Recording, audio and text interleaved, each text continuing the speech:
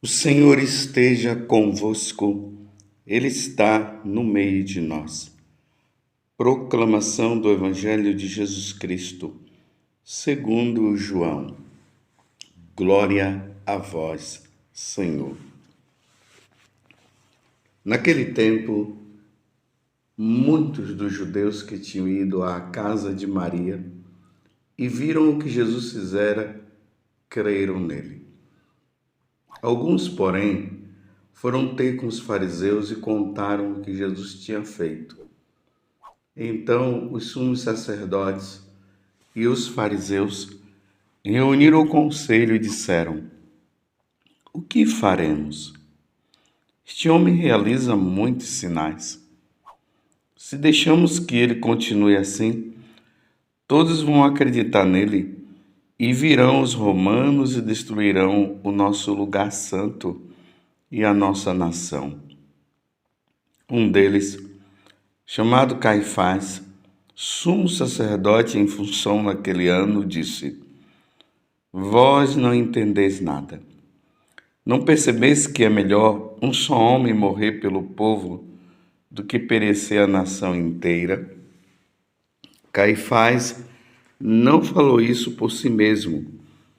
Sendo sumo sacerdote em função naquele ano, profetizou que Jesus iria morrer pela nação. E não só pela nação, mas também para reunir os filhos de Deus dispersos. A partir desse dia, as autoridades judaicas tomaram a decisão de matar Jesus. Por isso, Jesus não andava mais em público no meio dos judeus. Retirou-se para uma região perto do deserto, para a cidade chamada Efraim. Ali permaneceu com os seus discípulos. A Páscoa dos judeus estava próxima. Muita gente do campo tinha subido a Jerusalém para se purificar antes da Páscoa. Procuravam Jesus e, ao reunirem-se no templo, comentavam entre si: O que vos parece? Será que ele não vem para a festa? Palavra da salvação. Glória a vós, Senhor. Meus irmãos e minhas irmãs, talvez vocês tenham notado que minha voz está meio fanhosa. É devido a essa peregrinação, essa mudança de clima. Eu estou assim um pouco resfriado, mas não se preocupem, as medidas estão sendo tomadas. Vamos ao Evangelho. Vocês notem que nós estamos agora praticamente entrando na Semana Santa. Amanhã teremos o Domingo de Ramos, que dá aquele pontapé para nós entrarmos nessa semana que é chamada a Semana Maior. E aqui os judeus, aqui no caso, aqui já bem especificado, o Sinédrio se reuniu. O Sinédrio era composto pelas autoridades religiosas do tempo de Jesus, os fariseus, os saduceus e assim por diante. Junto aí no caso com o Caifás, que era o sumo sacerdote, como nós acabamos de ouvir no Evangelho de hoje. E vocês notem que eles já estavam assim decididos a matar Jesus. Eles estavam percebendo que Jesus estava causando um caos na vida deles, mas para a vida do povo estava sendo uma maravilha. Mas como eles não acreditavam que Jesus fosse o Messias esperado, eles não acreditavam que Jesus é Deus. Eu nem vou falar era Deus. Estou falando no presente. Porque Jesus Cristo é o mesmo ontem, hoje e sempre, por toda a eternidade. Então eles não acreditavam que Jesus é Deus. E por isso eles estavam incomodados. E esse incômodo era tão grande que eles já estavam começando a inventar coisas na cabeça, no pensamento deles. Eles estavam já dizendo que aquilo ali poderia causar uma grande revolução, que no caso os romanos poderia criar um grande problema, poderia até ter uma guerra civil. As autoridades, então, eles tomaram a decisão de matar Jesus. Eles queriam matar Jesus. E levaram esse intento até o final. E nós veremos o julgamento de nosso Senhor, que acontecerá na próxima sexta-feira. Mas aqui acontece uma coisa maravilhosa. Por inspiração divina, e até mesmo João deixa destacado isso, ele fala a respeito do que Caifás acabou dizendo. Caifás diz assim: vós não entendeis nada. Não percebeis que é melhor um só morrer pelo povo do que perecer a nação inteira? É preferível que um morra do que a nação inteira? Embora ele não soubesse o que ele estava falando a nível da redenção dada a nós por Jesus Cristo, era isso que ele estava falando, embora ele não estivesse falando com essa intenção. Vocês compreenderam? Então eu vou explicar melhor. Quando Adão e Eva se deixaram levar pela tentação do diabo, nós fomos expulsos do paraíso. E Deus havia dito que eles não deveriam comer da árvore do conhecimento do bem e do mal. Eles comeram, a morte entrou no mundo e com isso o pecado. E para nós, meus irmãos, nós que fomos criados para Deus, para vivermos com Ele, a partir dessa desobediência dos nossos pais, o nosso destino já não era mais viver com Deus, mas viver longe dele. Perdemos a graça de vivermos com o Senhor. Lembremos que lá no paraíso terrestre, Deus ia passear, existia uma comunhão entre Deus, com Deus e com os homens com Deus. No caso aqui, Adão e Eva, havia uma comunhão. Mas o pecado causou uma desarmonia. E por causa desse pecado, da desobediência, o nosso destino seria de não vivermos mais com o Senhor. Mas Deus, na sua infinita misericórdia, Ele toma uma decisão de enviar Jesus para que Jesus fosse oferecido em sacrifício pela redenção da humanidade. Porque quem deveria perecer, quem deveria morrer seria todas as pessoas, todas, nós. Mas era necessário que, diante de Deus, nós não nos perdêssemos. Então, o que foi que Deus fez? Enviou o seu Filho para que todo que nele crê não pereça, mas tenha a vida eterna. era um por todos. Um deveria morrer. Alguém deveria morrer. Na lógica, deveria ser todos. Não coma do fruto do conhecimento do bem e do mal, porque senão vocês vão morrer. Eles comeram, agora todos devem morrer. Entendeu a lógica? Mas como Deus não quer a morte nossa, Ele quer a nossa salvação. Como nós vimos esses dias, Jesus dizendo que aquele que crê nele, que crê na sua palavra, jamais verá a morte, porque essa morte é a morte eterna, é a condenação eterna. E como eu já disse, não é uma morte, mas é o afastamento de Deus por completo e o sofrimento eterno no inferno. É como se fosse uma morte, embora não seja uma morte.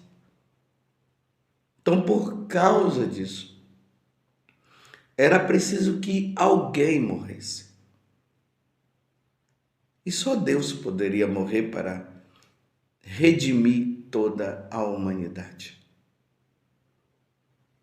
Então o Verbo se fez carne, Jesus, a segunda pessoa da Santíssima Trindade, se fez homem para que o seu corpo fosse oferecido em sacrifício.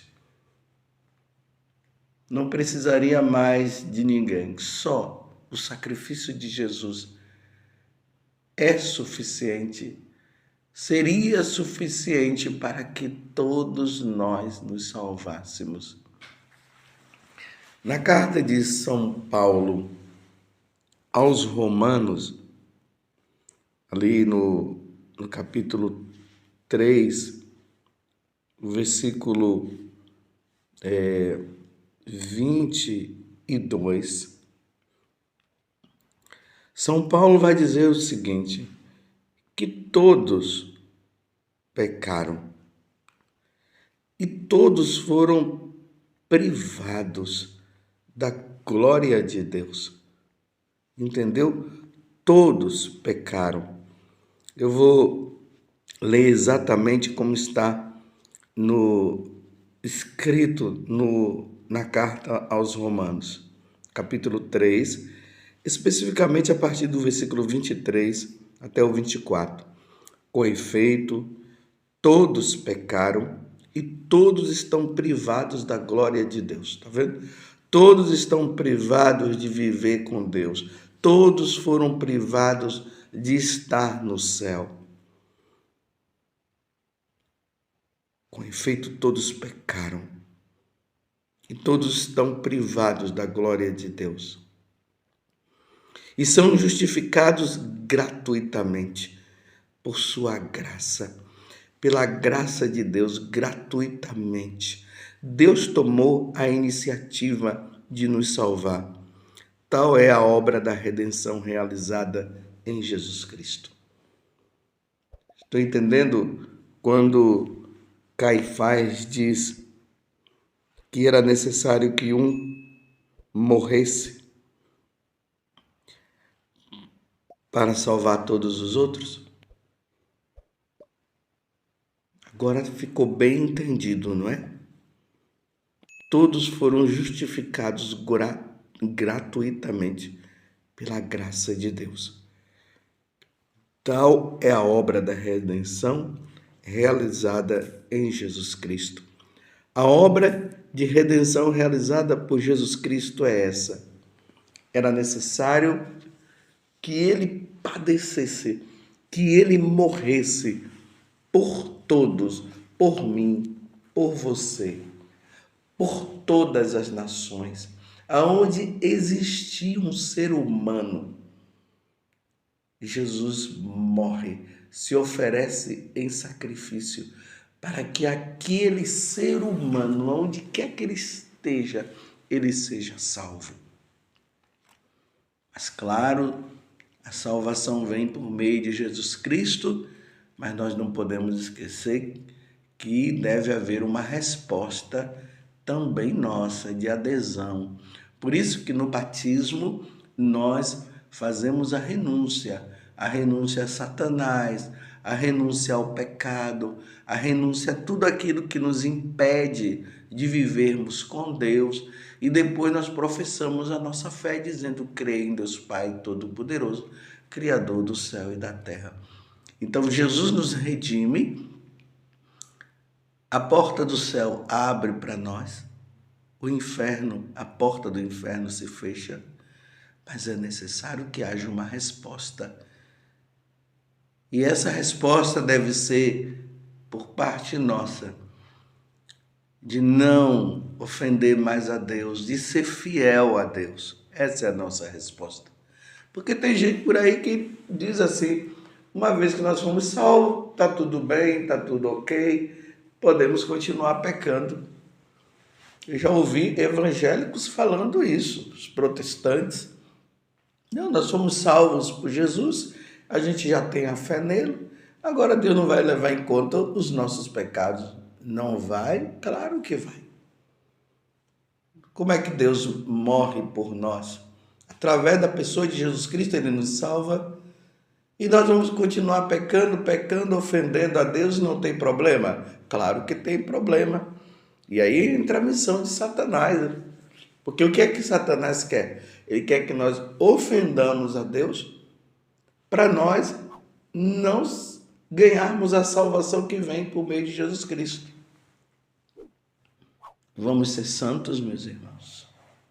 Vamos ser santos. Foi necessário, é necessário que um morra. Um deles, chamado Caifás, sumo sacerdote em função naquele ano, disse: vós não entendeis nada. Não percebeis que é melhor um só morrer pelo povo do que perecer a nação inteira? Olha o que vai acontecer, meus irmãos, nessa celebração que nós faremos na próxima sexta-feira.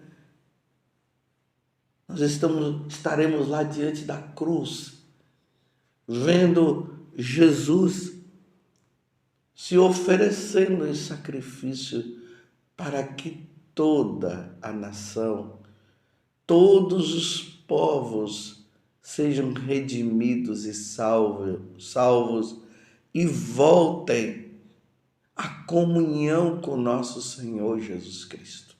Você quer voltar à comunhão com nosso Senhor Jesus Cristo? Então, se você está levando uma vida errada, se você está no pecado, principalmente se você tem caído nos pecados mortais, aqueles que estão nos 10 mandamentos, é preciso pedir perdão, se arrepender, buscar um sacerdote e recomeçar a vida. E aí a redenção de nosso Senhor Jesus Cristo dará fruto na sua vida. E no dia que você passar desta vida para outra, os seus olhos brilharão de alegria quando você estiver diante do trono de Deus. É isso que aconteceu com os santos. Eles estão lá. O próximo precisará ser você no dia em que Deus te chamar. O próximo precisará ser eu. Vamos ser santos, meus irmãos. Vamos ser santos. Vamos abandonar tudo aquilo que nos pesa na consciência, tudo aquilo que nos afasta de Deus, nosso Senhor. Vamos abandonar tudo isso e vamos viver uma vida santa. Como dizia o saudoso Padre Jonas, o fundador da comunidade Canção Nova a qual eu pertenço: ou santos ou nada. E depois ele falou com mais firmeza: ou santos ou santos. Vamos ser santos. Levemos uma vida santa. Jesus morreu por nós. Ele nos redimiu. O pecado de Adão e Eva foi destruído na cruz de nosso Senhor Jesus Cristo. Vamos ser santos. Que Nossa Senhora nos ajude neste caminho de salvação, nesse caminho de santidade. Ó Virgem Santíssima, não permitais que eu viva e nem morra em pecado mortal. Em pecado mortal eu não hei de morrer, porque a Virgem Santíssima há de me valer. Valei-me, Virgem Santíssima. Louvado seja nosso Senhor Jesus Cristo, para sempre seja louvado, e a sua mãe, Maria Santíssima.